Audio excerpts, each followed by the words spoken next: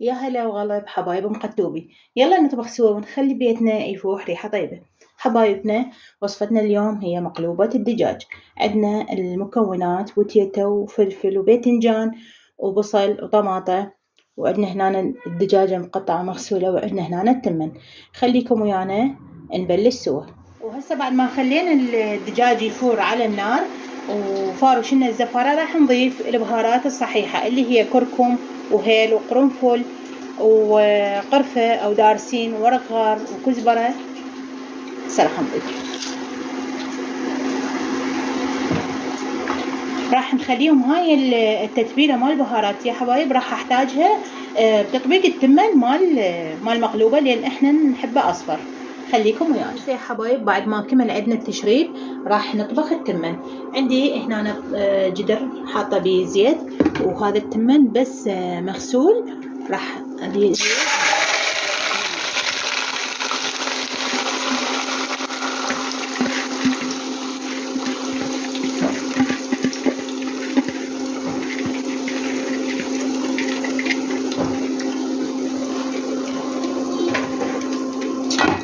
هسه يا حبايب التمن هنا ضفته بدون اي مي. شنو اللي راح اسويه؟ راح اخذ من مي التشريب واطبخ بيه التمن، لان قلت لكم انا التشريب يعني حاطه بيه التوابل وحاطه بيه الملح. راح اكمل وارجع لكم. وهسه يا حبايب بعد ما يعني رهمنا التمن راح نخليه يستوي نص استواء، وحتى اهدره ويا باقي الخضروات المقليه. وهسه بعد ما استوى عندنا التمن يعني نص استواء، بجدر بالشعب خلينا الطماطة وياها شوية زيت. وراح هنا احنا عندنا الدجاج طلعناه وطيناه تحميصة سريعة. راح نحفظ الدجاج بشعب الجدر بهالشكل. هذا يعني قبل التحضير، نخليه يعني الدجاجة على الوجه حتى من نقلبها تعطينا شكل حلو. هسه بعد ما خلينا الدجاج راح نضيف الخضروات. وهسه راح نضيف الخضروات المقلية، كنا فلفل اخضر بصل باذنجان والبتيتة.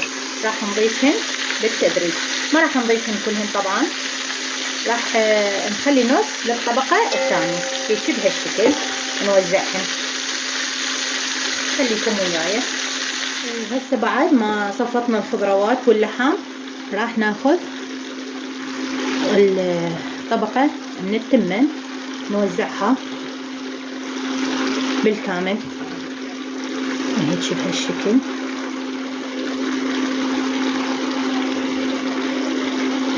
هسه كملنا الطبقة الأولى من التمن، راح هيك نرصها بهالشكل على مود من نقلب الجدر تطلع عندنا المقلوبة مثل قالب الكيك هيك بهالشكل.